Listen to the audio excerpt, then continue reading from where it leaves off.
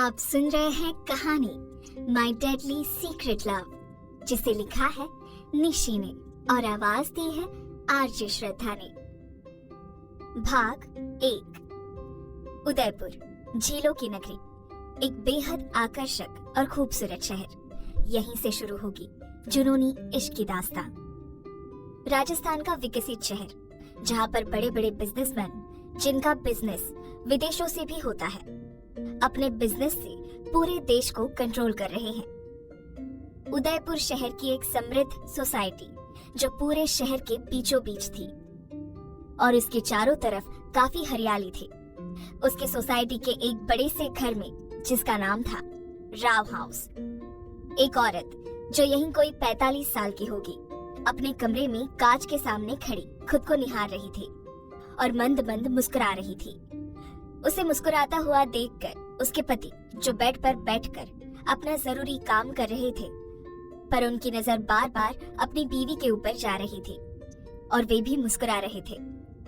उन्होंने अपने चश्मे को निकाला और पास के टेबल पर रखते हुए बोले, बस मेरी सोना, सब मान गए हैं कि तुम बहुत खूबसूरत हो, सबसे ज्यादा, बस मेरी रूफी से थोड़ी कम। औरत अपने पति की तरफ मुड़ी और बोली, हाँ हाँ, अब बेटी के आगे बीवी कहाँ दिखेगी आपको। वो आदमी अपनी जगह से खड़ा हुआ और अपनी बीवी के पास आया।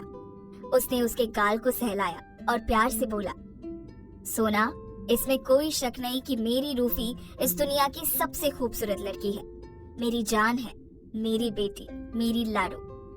औरत मुस्कुराने लगी और थोड़ा इतराकर बोली, होगी, आखिर उसे जन्म किसने दिया है। आदमी ने कहा, हाँ जी, आपने ही दिया है, पर अंश तो मेरा ही है और बड़ी मन्नतों से पाया है मैंने मेरी मन्नत को। तो वो औरत, जिनका नाम सोनाली था, वो बोली, मानव जी, हमारी बेटी इस दुनिया की सबसे प्यारी बच्ची है। अब बस उसको दुनिया का सबसे अच्छा इंसान मिल जाए तो मन खुश हो जाएगा। फिर उस आदमी ने, जिनका नाम मानव था, वो बोले, तुम चिंता मत करो सोना, मेरी मन्नत के नसीब में एक ऐसा आदमी लिखा होगा जो उसे इस दुनिया में सबसे ज्यादा प्यार करेगा, जो मेरी लाडली के लिए सबसे लड़ जाए, पूरी शिद्दत से उसे चाहे। सोनाली बोली, हाँ, बस ऐसा ही पति मेरी मन्नत को मिलना चाहिए, वरना आजकल के कई लड़के न जाने कितने घमंडी होते हैं और उस पर उसे उनका गुस्सा। हे भगवान, पूछो ही मत। मानव जी बोले, और एक अपनी मन्नत जिसे गुस्सा तो आता ही नहीं है, और अगर आ भी जाए तो पल भर में गायब हो जाता है। मन्नत को उसकी तरह ही शांत स्वभाव का लड़का मिलना चाहिए, ताकि वो मेरी फूल जैसी बच्ची को संभाल सके। सोनाली जी ने कहा, मिल जाएगा, उसका नसीब बहुत खूबसूरत होगा, आप देख लेना। मानव जी के चेहरे पर मुस्कान आ गई और उन्होंने अपनी बीवी को गले लगा लिया। ये है मन्नत के माता और पिता। पिता का नाम है मानव और माता का नाम है सोनाली, जिसे प्यार से मानव जी सोना बोलते हैं। मानव जी सोनाली जी से अलग हुए और बोले, सोना, चलो अब डिनर कर लेते हैं, वरना तुम्हारा साहबजादा आप ही बोलने लग जाएगा। सोनाली जी, हाँ हाँ, चलिए। वो दोनों अपने रूम के बाहर आए और देखा हॉल में सोफे पर एक लड़का बैठा अपने सीरियस रूप में अपने लैपटॉप पर काम कर रहा था। उसे देखकर मानव जी उसके पास आए और बोले, मिहिर, चलो अब डिनर कर लेते हैं। उस लड़के ने सिर उठाकर मानव जी के सामने देखा और हल्का सा मुस्कुरा दिया। उसने अपने लैपटॉप को बंद किया और सोफे पर अपना सर टिकाकर बोला, आप दोनों इतनी देर से क्यों आए? देखिए, रात के 9 बजने वाले हैं, वक्त से खाना खा लेना सेहत के लिए अच्छा रहता है। सोनाली जी चुपचाप किचन में भाग गए, जहाँ नौकरानी खाना रेडी कर रही थी।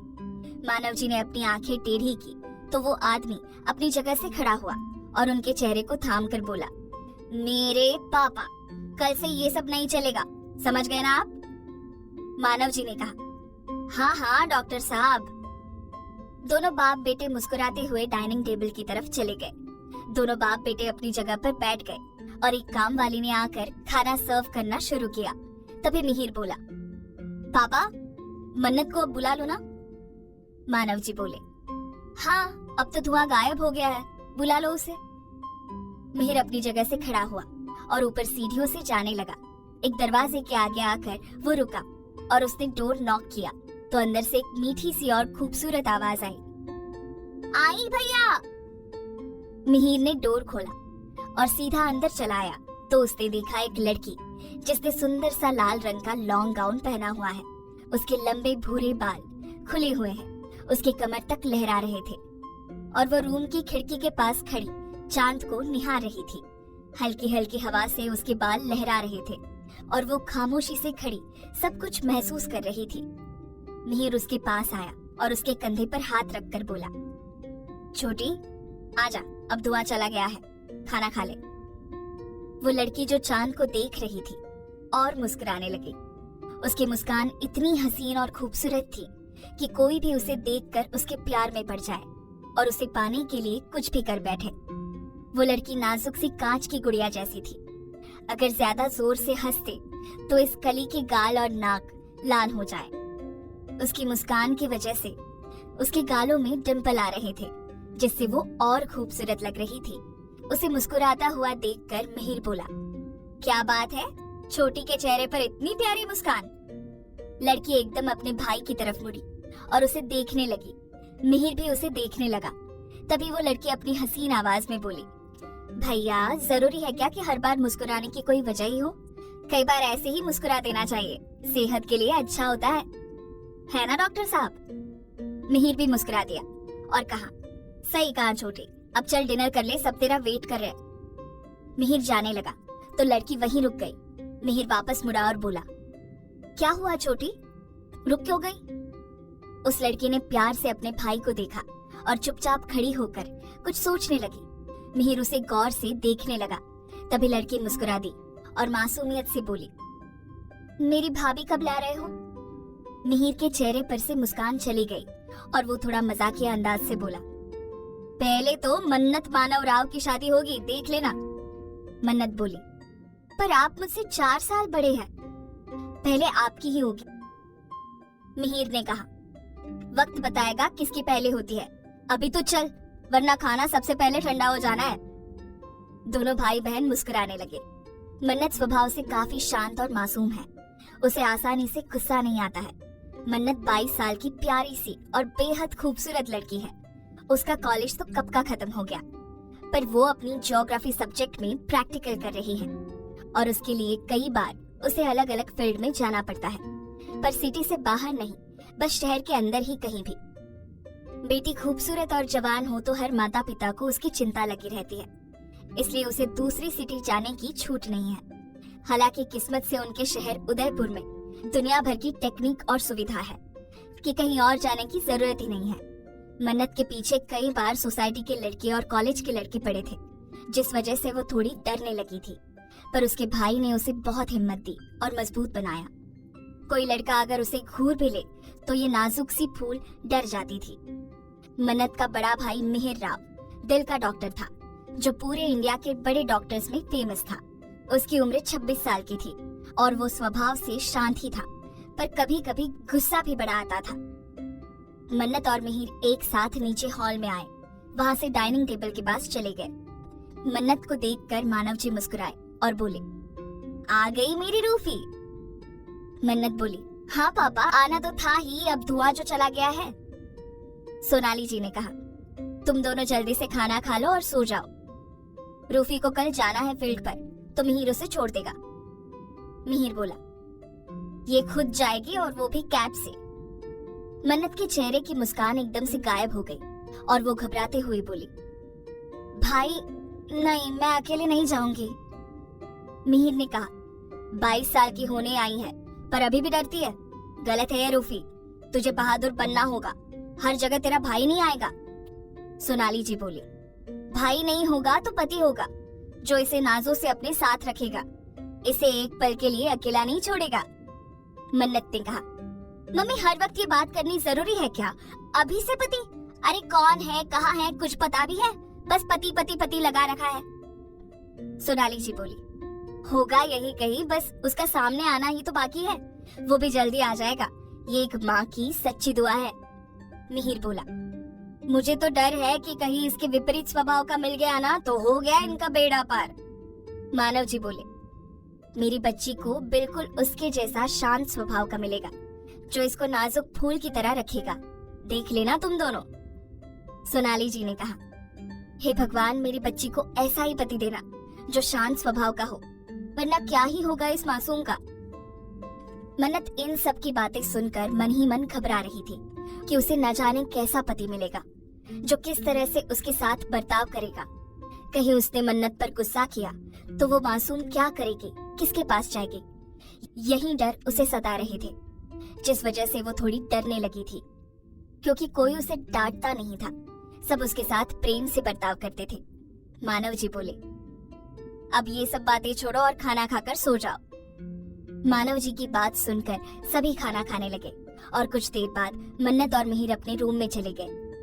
मानव जी और सोनाली जी अपने रूम में बैठे बातें कर रहे थे। सोनाली जी ने कहा, देखिए, रूफी के लिए एकदम अच्छा घर परिवार ढूंढना, और खासकर एक शांत स्वभाव का लड़का जो इस पर गुस्सा ना करे, वरना मेरा मासूम सा बच्चा घबरा जाएगा। मानव जी बोले, मैं अपनी पूरी कोशिश करूंगा, पर बाकी वही होगा जो उसके नसीब में होगा, और उसके नसीब में जैसा लड़का लिखा है वो वक्त बता देगा। मन्नत के माता पिता तो उसके लिए एकदम शांत स्वभाव का लड़का चाहते थे। अनजान जगह, रात के 2 बजे, जिस वक्त पूरी दुनिया सो रही होती है, उसी वक्त आधी रात को एक आदमी अपने पसीने बहाए जा रहा था। काली अंधेरी रात पर उसमें भी चांद की रोशनी सीधा एक आदमी की कठोर पीठ पर पड़ रही थी और उसे चमकदार बना रही थी। इतनी रात को वो आदमी एक बड़ी सी बिल्डिंग के सबसे ऊपरी हिस्से पर बिना शर्ट के सिर्फ अपनी काली पैंट में एक हाथ से पुशअप्स कर रहा था। उसके आकर्षक जिस्म से पसीने की बूंदें बह रही थी और जमीन को छू रही थी। उसका हद से ज्यादा आकर्षक और उतना ही गुस्से वाला चेहरा उसे कातिल बना रहा था। वो अपनी जुनूनी आंखों से सामने देख रहा था और पुशअप्स लगाए जा रहा था। अब तक उसने 100 से ज्यादा पुशअप्स लगा दिए थे, वो भी एक हाथ से। उसकी काली गहरी आंखों में सिर्फ और सिर्फ जुनून और शिद्दत नजर आ रही थी। पूरी दुनिया को जीतने का, सबको अपने कदमों में झुकाने का, अपने बिजनेस को हर हद से ज्यादा सक्सेसफुल बनाने का, दुनिया के हर मुकाम को हासिल करने का, उसका ये जुनून और शिद्दत उसे न जाने कहां तक ले जाएगा। काफी देर पुशअप्स लगाने के बाद वो झटके से बड़ी स्टाइल से खड़ा हुआ। उसके आकर्षक चेहरे पर नाम मात्र के भी भाव नहीं थे। वो आगे बढ़ा और पास में रखी टेबल से उसने एक बोतल को उठाया। वो अपनी जुनूनी आंखों से सामने देखता जा रहा था। उस आदमी ने अपनी पैंट के जेब में हाथ डाले और छत के किनारे की तरफ बढ़ने लगा। एकदम किनारे पर आकर खड़ा हो गया और पूरे शहर को इतनी ऊंचाई से देखने लगा।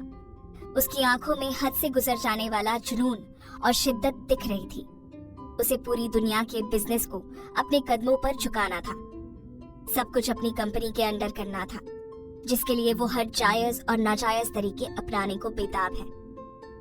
अचानक उसकी नजर चांद पर पड़ी तो वो उसे बड़ी कातिल निगाहों से घूरने लगा और अजीब तरह से बोला, इन काली काली रातों की तेरी इस मंद मंद रोशनी में मैंने ना जाने कितने ऐसे काम किए हैं जो उन दिन के उजालों में नहीं हो सकते।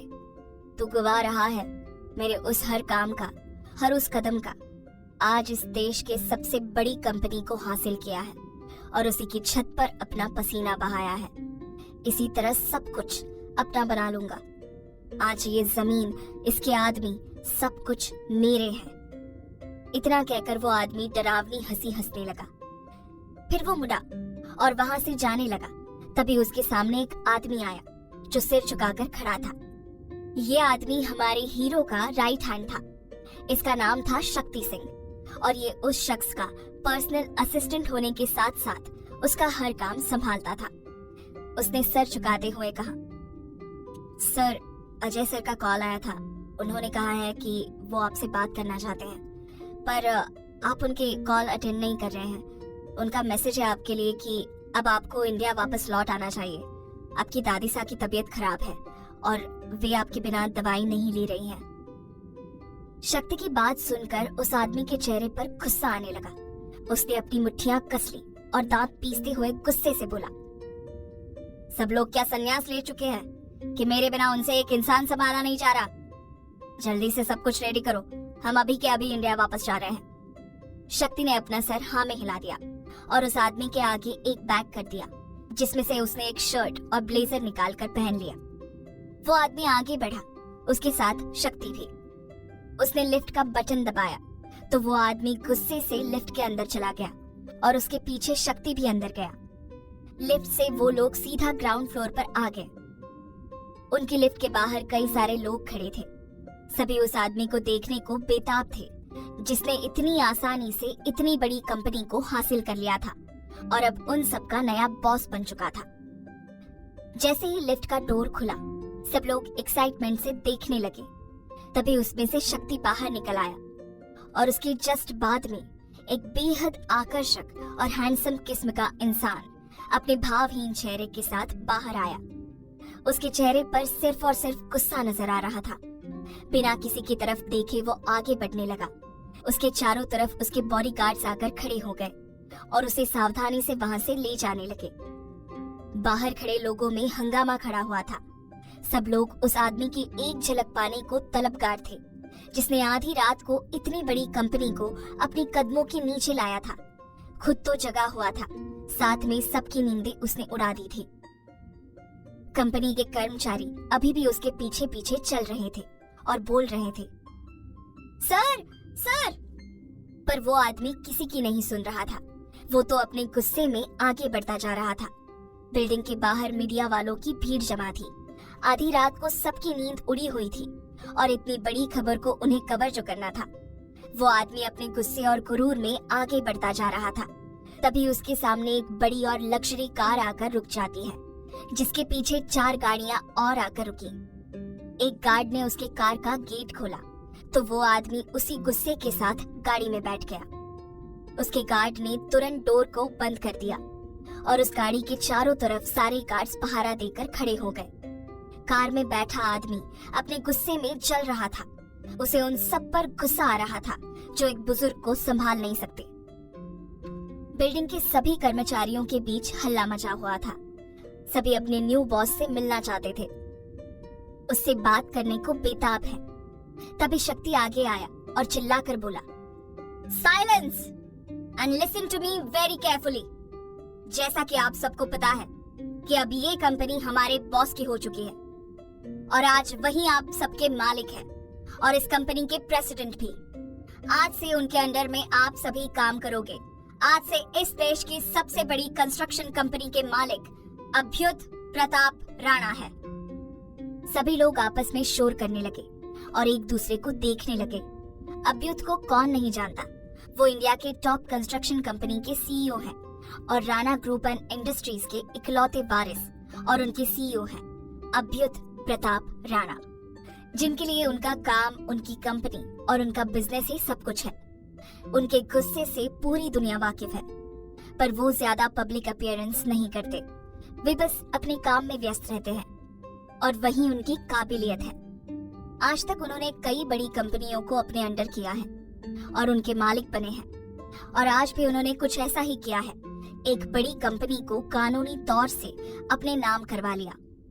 शक्ति उन सब लोगों के चेहरे को देखकर मन ही मन मुस्कुरा रहा था। उसे अपने बॉस पर नाज हो रहा था। उसने एक बार फिर से कहा, साइलेंस। सब लोग उसकी तरफ एक्साइटमेंट से देखने लगे।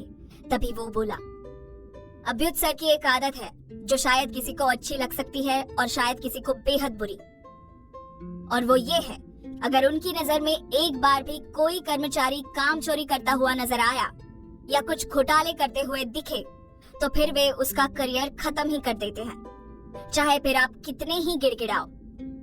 सर को सिर्फ काम चाहिए और अपनी हर कंपनी का नाम ऊंचा चाहिए। आई होप आप सब अच्छे से समझ गए होंगे, और न समझे हो तो अब आप अपने घर जाइए, नींद लीजिए और कल सुबह तक सब कुछ समझ जाएगा, क्योंकि बार बार शक्ति सिंह समझाने नहीं आएगा। इतना कहकर शक्ति तेजी से वहां से चला गया। बाहर आते ही मीडिया वाले उसके पीछे पड़ गए, क्योंकि वो अभ्युत का खास आदमी था और उसके हर काम में उसके साथ जो रहता था। शक्ति अपने गार्ड्स के साथ गाड़ियों की तरफ बढ़ गया। गार्ड ने गेट खोला तो शक्ति आगे की सीट पर बैठ गया और कुछ ही देर में उनकी गाड़ियों का काफिला तेजी से वहां से चला गया। काफी दूर तक मीडिया वाले उनके पीछे पीछे चलने लगे और आगे जाकर रुक गए। उनके जाते ही सभी रिपोर्टर्स अपना कैमरा और माइक निकालकर बोलने लगे।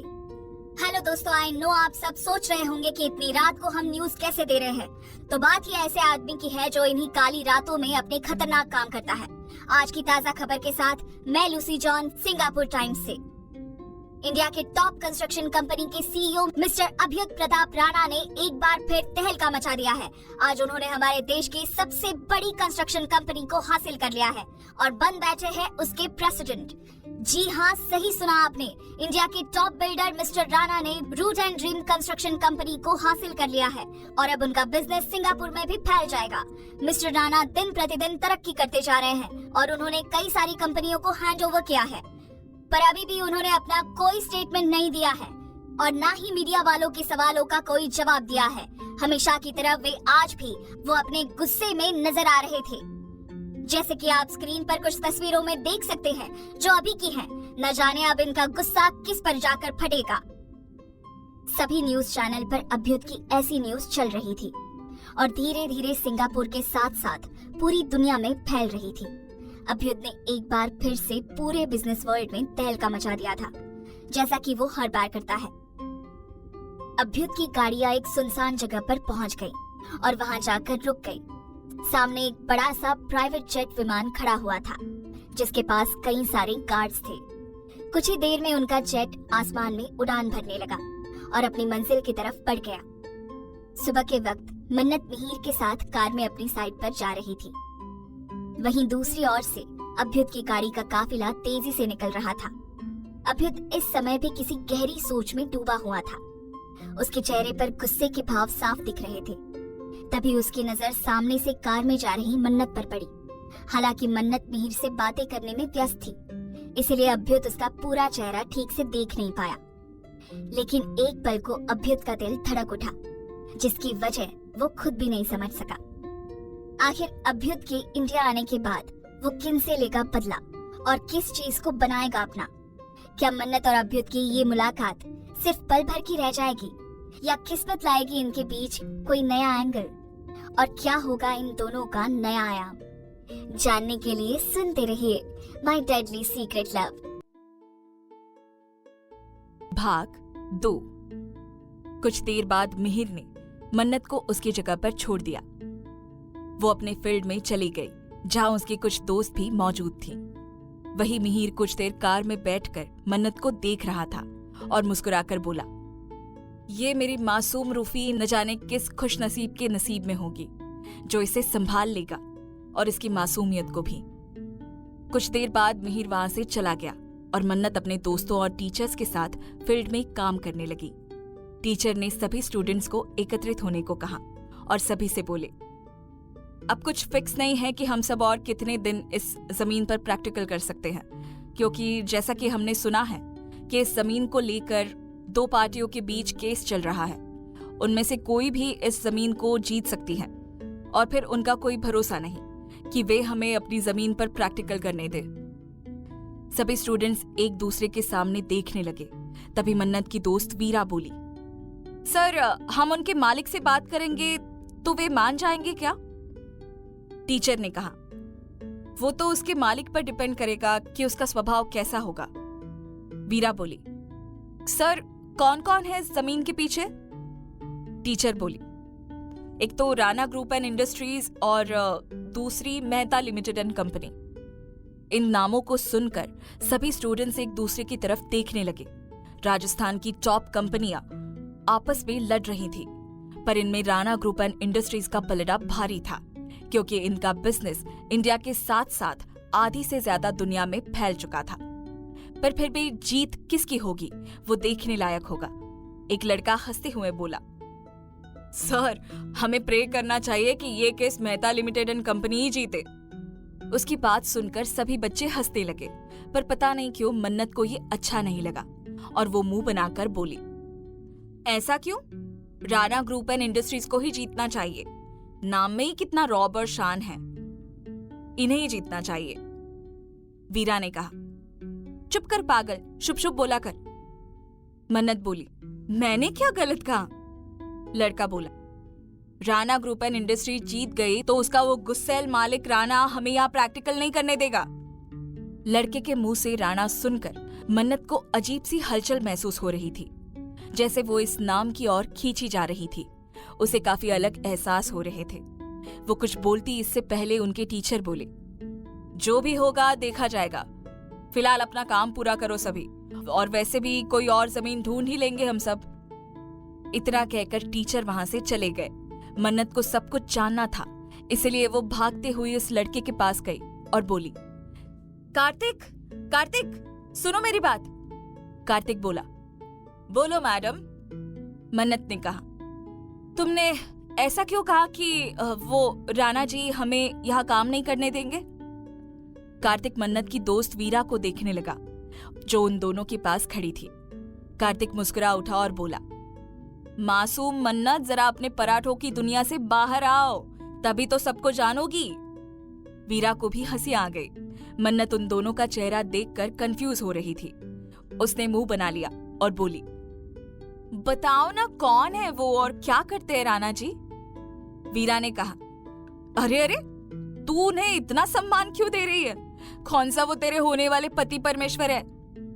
इतना कहकर वीरा और कार्तिक हंसने लगे। मन्नत ने उन्हें घूरा और कहा, बता रहे हो या मैं सर से ही पूछूं? कार्तिक बोला, अरे मेरी माँ, राणा ग्रुप एंड इंडस्ट्रीज का सीईओ मिस्टर अभ्युत प्रताप राणा एक जाना माना गुस्सैल बिजनेसमैन है। अगर वो जीता केस तो अपना पत्ता तो कट ही है इस जमीन से, मिस मासूम मन्नत। मन्नत के दिल में ये नाम सीधा जाकर घुस गया था। कितना अलग और खूबसूरत नाम है ये, अभ्युत। वीरा ने उसके आगे चुटकी बजाई और बोली, मन्नत जी, अब राणा जी के किस्से बंद करते हैं और कंपास निकालकर नॉर्थ दिशा ढूंढो, वरना सर बैंड बजा देंगे। मन्नत अपने ख्यालों से बाहर आई और सबके साथ मिलकर अपना फील्ड वर्क करने लगी। वहीं उदयपुर शहर के राजशाही इलाके में एक बड़ा सा महल जैसा बंगलो था, जो सुनहरे रंग में रंगा हुआ था, जिसके चारों तरफ हरियाली छाई हुई थी। बड़े बड़े हरे हरे पेड़ उस महल को ढके हुए थे। उस पैलेस के चारों तरफ और अंदर भी गार्ड्स इधर उधर टहल रहे थे और उनकी रखवाली कर रहे थे। पैलेस के पास जाने पर सबसे पहले एक बड़ा सा सुनहरा दरवाजा आता है, जिसके ऊपर बड़े अक्षरों में लिखा था, राणा पैलेस। उसके आसपास दो बड़ी सी तलवारें बनी हुई थी। दरवाजे को पार कर अंदर जाने पर ही एक लंबा और चौड़ा रास्ता आता है, जो सीधा बंगलो के मेन गेट तक जाता है। इस रास्ते के चारों ओर पेड़ पौधे और रंग बिरंगे फूल खिले हुए थे। आगे जाने पर उसी रास्ते पर बंगलो के ठीक आगे एक बड़ा सा फाउंटेन लगा हुआ था, जिसमें रात में रंग बिरंगा पानी निकलता था। फाउंटेन के ठीक सामने बंगलो का बड़ा सा गेट था, जिससे उस महल के अंदर जाया जाता है। अंदर आते ही कांच की दीवारों से बना आलीशान हॉल आता है, जिसमें बीचों बीच एक बड़ा सा कांच का टेबल रखा हुआ था और उसके चारों तरफ सोफे लगे हुए थे। टेबल के ठीक ऊपर छत पर बड़ा सा कांच का झूमर लटक रहा था, जिसकी रोशनी सब कुछ दमका रही थी। हॉल के चारों तरफ कई सारे कमरे थे। एक तरफ बड़ा सा किचन था, उसके सामने बड़ा और गोल डाइनिंग टेबल लगा हुआ था, जो एकदम राजा महाराजा टाइप था। ये था राणा पैलेस, जहां पर हमारी कहानी के हीरो अपनी फैमिली के साथ रहते हैं।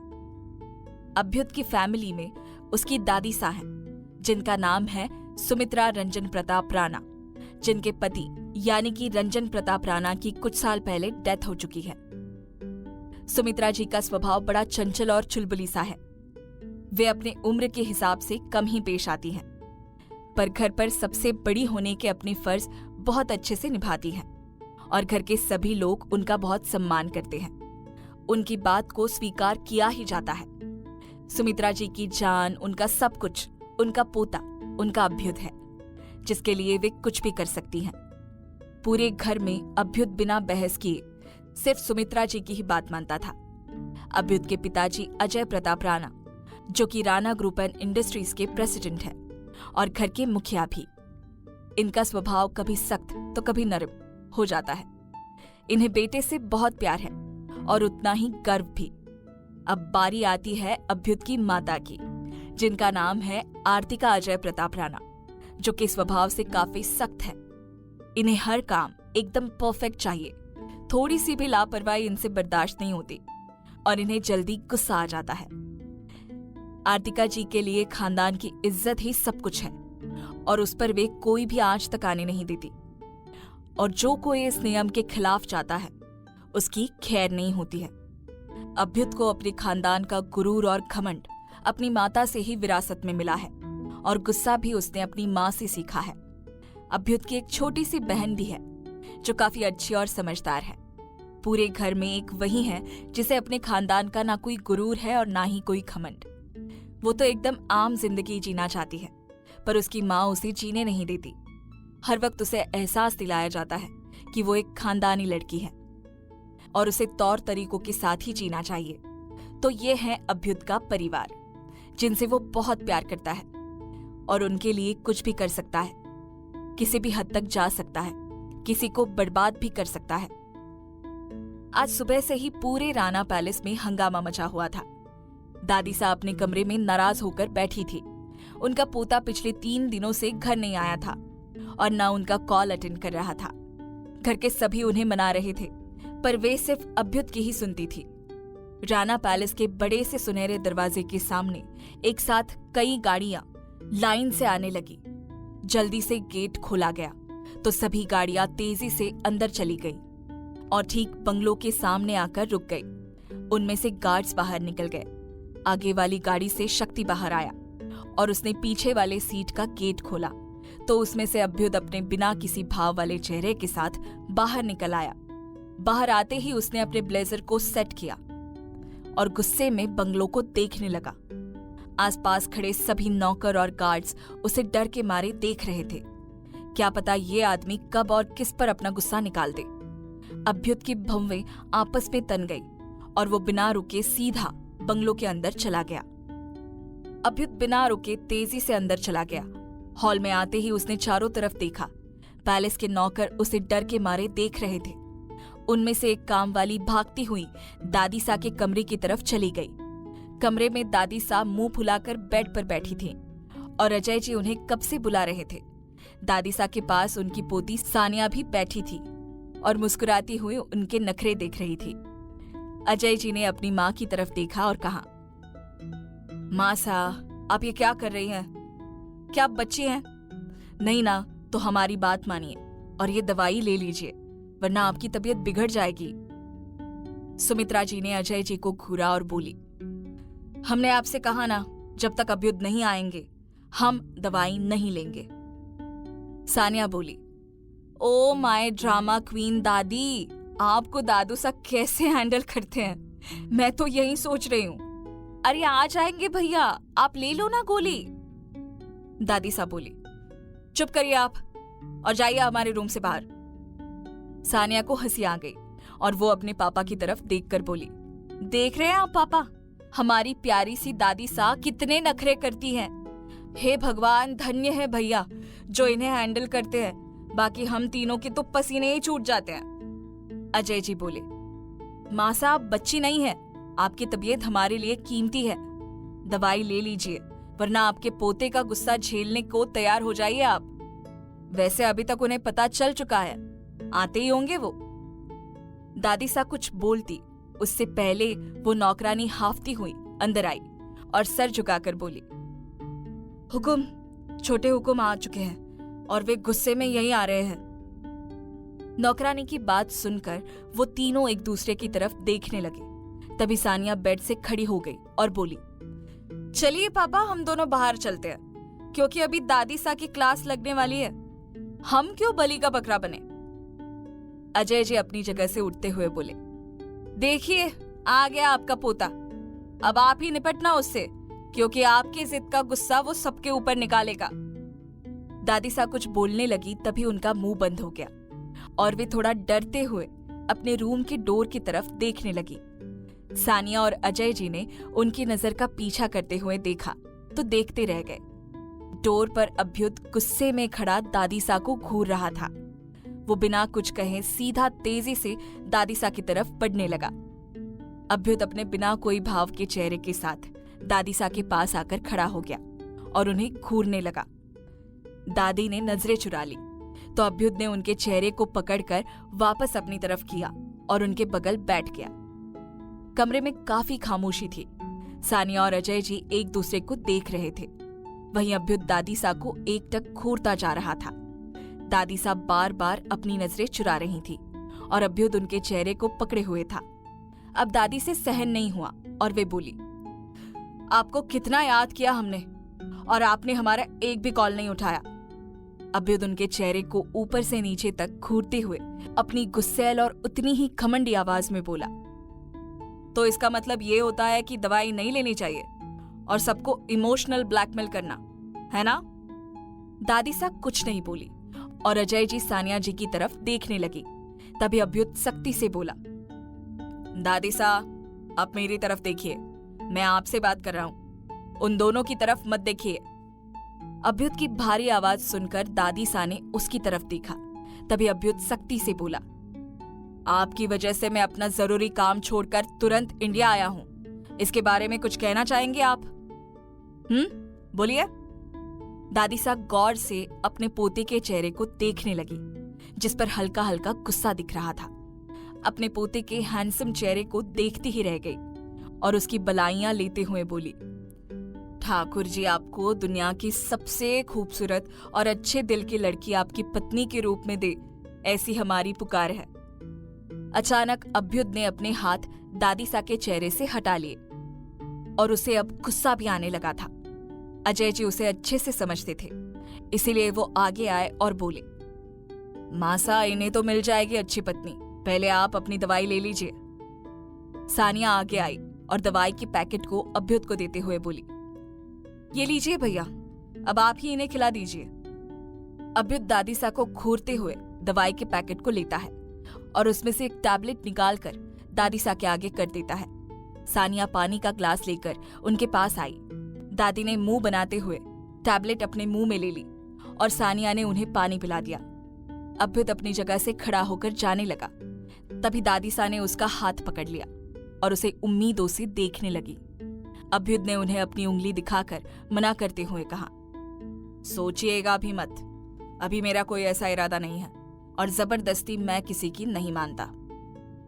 दादी सा ने कहा, आपकी उम्र 26 की हो गई है। इस उम्र में तो आपके दादू सा को आपके पापा हो गए थे और स्कूल भी जाने लगे थे। अभ्युद को दादी की बात बिल्कुल पसंद नहीं आई थी।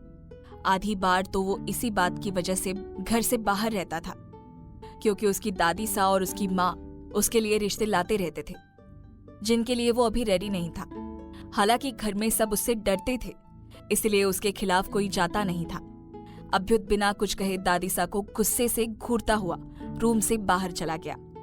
उसके जाते ही दादी सा का मुंह उतर गया, जिसे देख सानिया उनके पास आई और उनके गाल को चूम कर बोली, अरे मेरी प्यारी सी दादी सा, आप क्यों अपना मूड खराब कर रही हैं? जितना भैया इन सब से भाग रहे हैं ना, एक दिन खुद ही किसी के प्यार में पड़े ना तो सारी अकड़ निकल जानी है। देखना खुद आकर बोलेंगे कि मेरी शादी करवा दीजिए। अरे अरे एक मिनट, जैसा गुस्सेल और घमंडी इनका बर्ताव है, उससे तो यही लगता है कि ये खुद अपने आप शादी कराएंगे। अजय जी सख्ती से बोले, सानिया फालतू का मजाक हमें पसंद नहीं, आप जानती है ना, हमारे खानदान की परंपरा, इसके खिलाफ कोई नहीं जाता। और वैसे भी अभ्युद तो अपने खानदान की आन बान और शान के लिए किसी भी हद तक जा सकते हैं, इसमें उनकी कोई बराबरी नहीं। सानिया ने मुंह बिगाड़कर दादी को देखा तो दादी सा ने भी मुंह बिगाड़ दिया।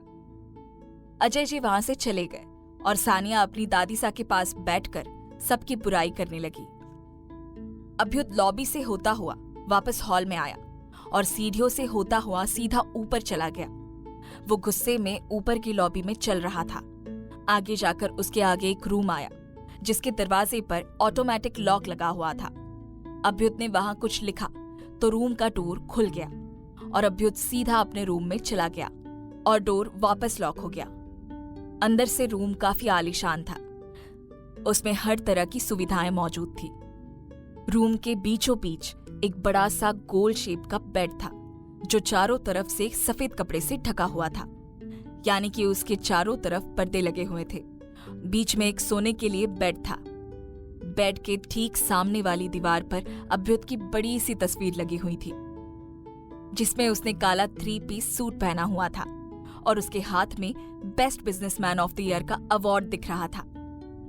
वो तस्वीर में हल्का सा मुस्कुरा रहा था, जो कि एक फॉर्मेलिटी ही थी। उसे ज्यादा हंसना और बोलना पसंद नहीं था। फिर अभ्युत कांच के रूम में गया जिसमें शॉवर लगा हुआ था। उसके अंदर जाते ही उसने शॉवर ऑन कर दिया और खुद को दीवार पर अपने दोनों हाथ रखकर उस ठंडे पानी को अपने बदन पर महसूस करने लगा। कल उसके लिए एक खास दिन था, क्योंकि कल कोर्ट से फैसला आने वाला था कि वो महंगी जमीन किसके हिस्से आने वाली है। हालांकि इसे पूरा यकीन था कि जीत उसकी ही होगी।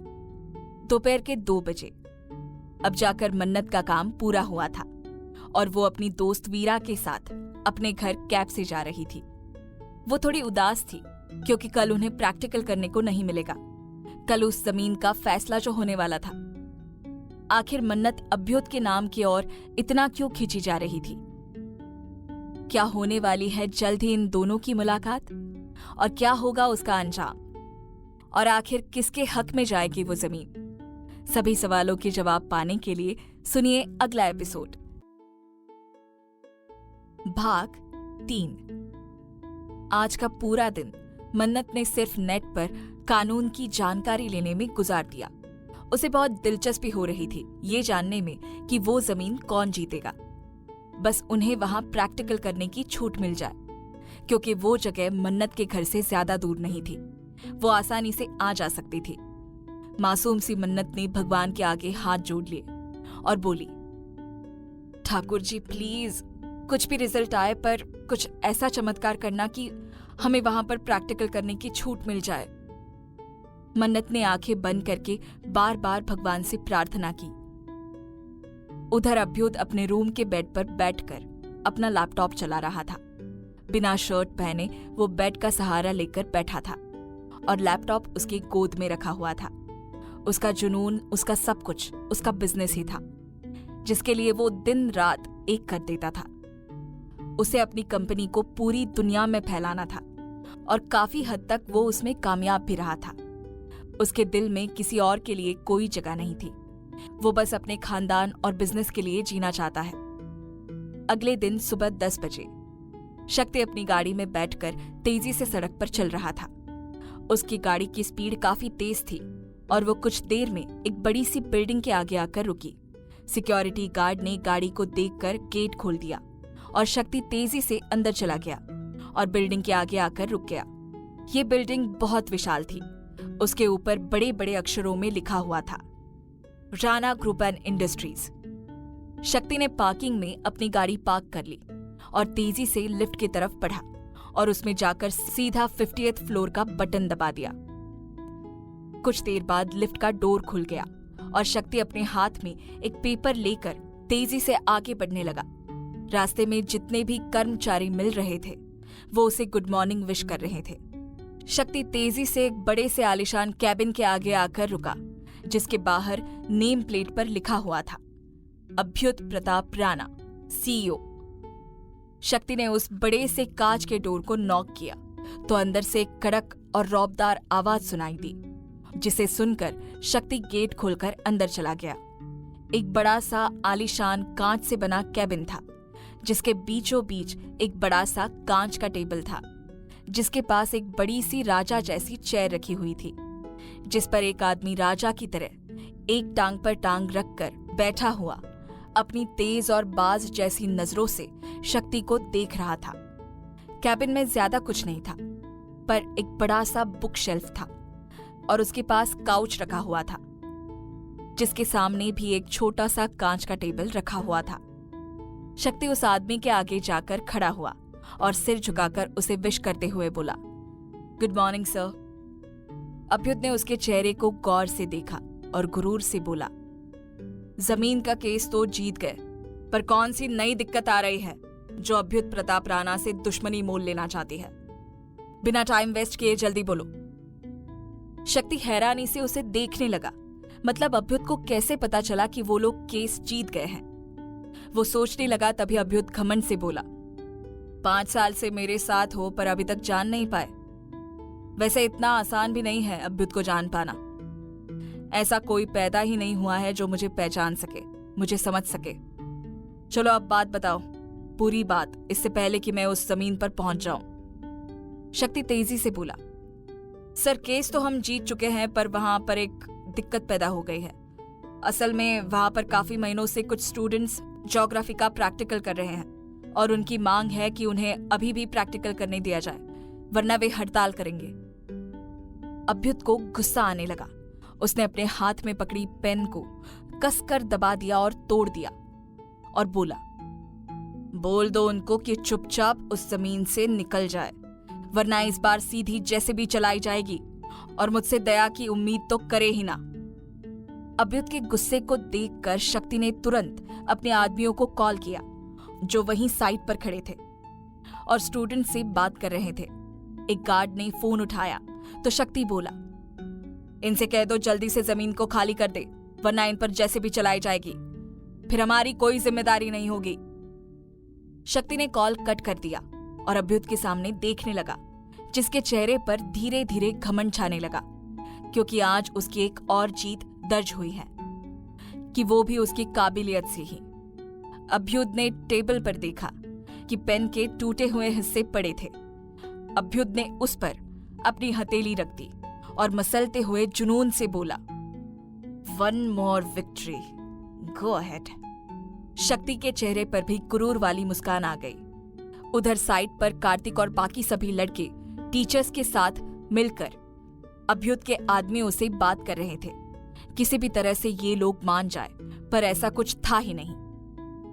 कार्तिक बोला, अजीब दादागिरी है, हम कौन सा जमीन पर कुछ क्राइम कर रहे हैं जो हमें रोका जा रहा है, बस प्रैक्टिकली तो करना है।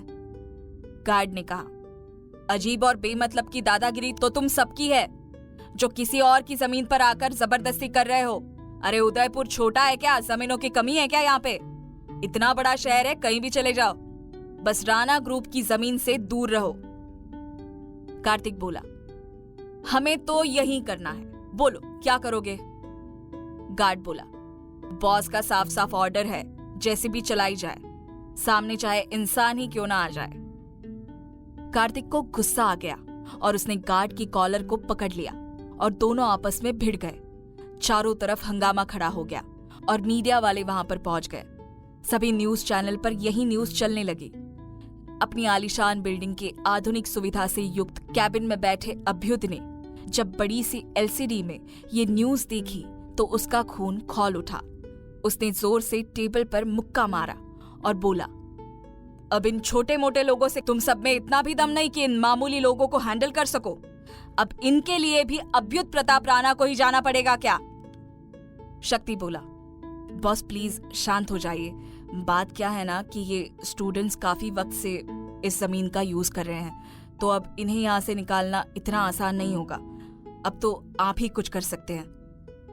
अभ्युत अपनी जगह से खड़ा हुआ और शक्ति को आंख दिखाकर बोला, मैं तो अपना काम पूरे जुनून से करूंगा, पर उसके बाद वहां खड़ा एक एक गार्ड मेरे हाथ से सजा भुगतने को तैयार हो जाना। इतना कहकर वो गुस्से में अपने कैबिन से बाहर चला गया। उसके आते ही बाहर काम कर रहे सभी कर्मचारी अपनी जगह से खड़े होकर उसे विश करने लगे। अभ्युत सबको इग्नोर करता हुआ अपनी प्राइवेट लिफ्ट में घुस गया और सीधा ग्राउंड फ्लोर की तरफ बढ़ गया। सभी कर्मचारी आपस में बात करने लगे। आज पता नहीं किसकी शामत आई है जिसने इन्हें गुस्सा दिला दिया है। इनकी बातों के खिलाफ जाने वाला आज पक्का नहीं बचेगा। आज सच में कोई तूफान ही आने वाला है। देखते हैं क्या होता है। शक्ति भी तेजी से अभ्युत के पीछे चला गया। ग्राउंड फ्लोर पर आते ही अभ्युत गुस्से से सबको घूरने लगा। सभी आदमी सर झुकाकर खड़े थे। तभी शक्ति वहां आया और उसने सबसे बड़ी और लग्जरी कार का गेट खोला तो अभ्युत तेजी से उसमें बैठ गया और कुछ ही देर में 3 से 4 गाड़ियां एक साथ वहां से निकल गई, सीधा उस जमीन की तरफ। मन्नत ने जब ये न्यूज टीवी पर देखी तो उसे कार्तिक की चिंता होने लगी। उसे फालतू में यूं बड़े लोगों से भिड़ना नहीं चाहिए था। अगर उसके मालिक ने कार्तिक के साथ कुछ बुरा कर दिया तो।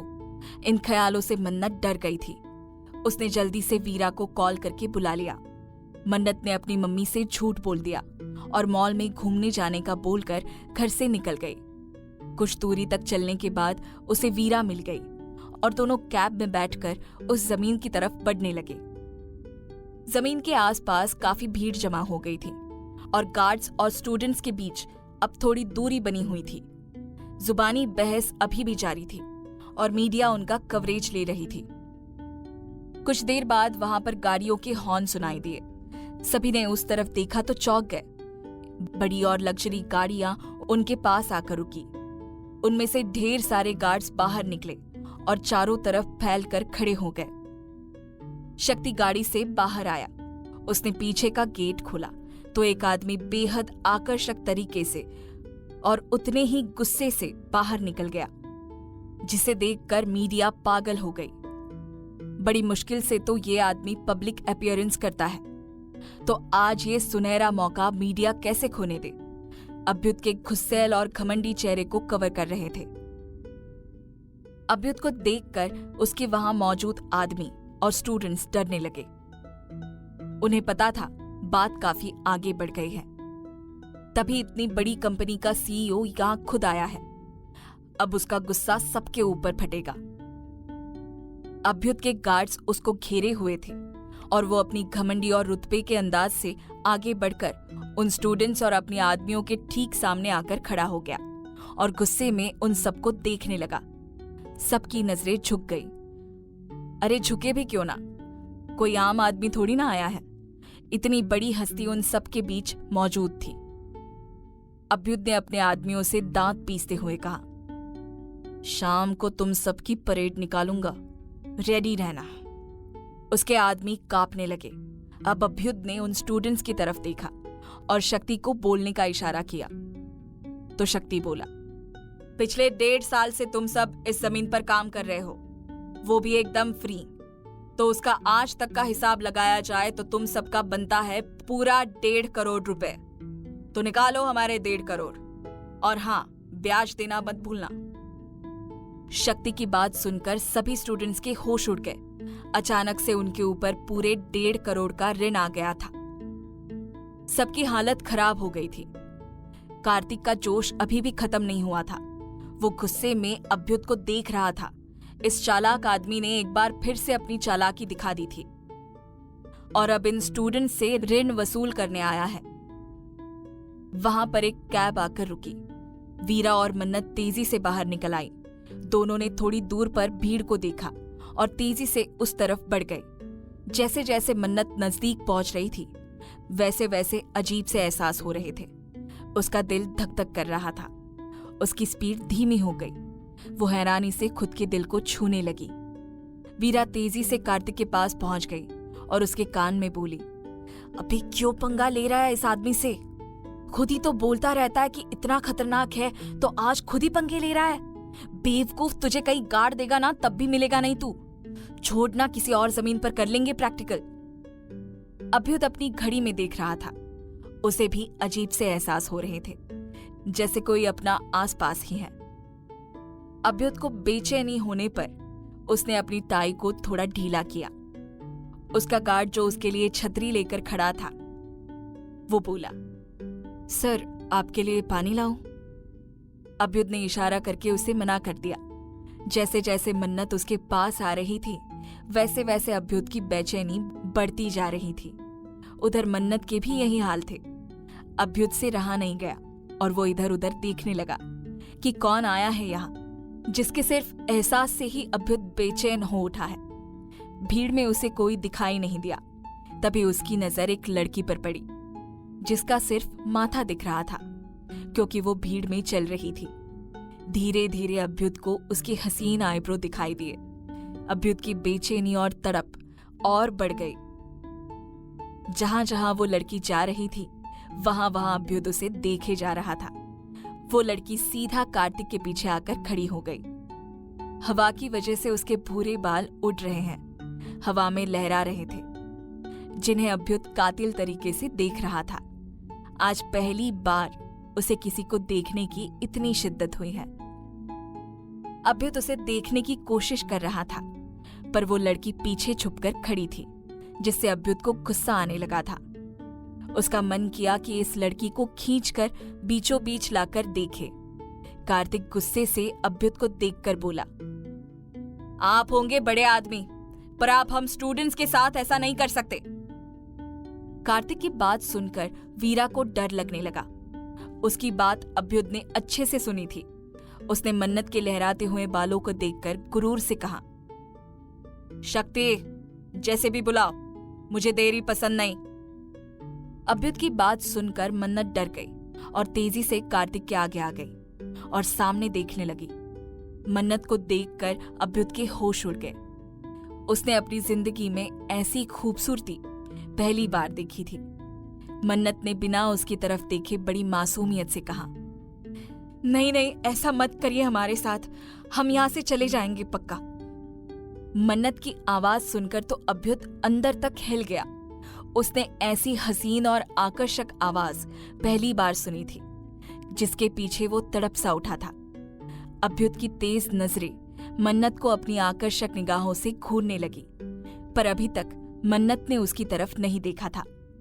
अभ्युत तो उसके चेहरे की मासूमियत और खूबसूरती में खो गया था।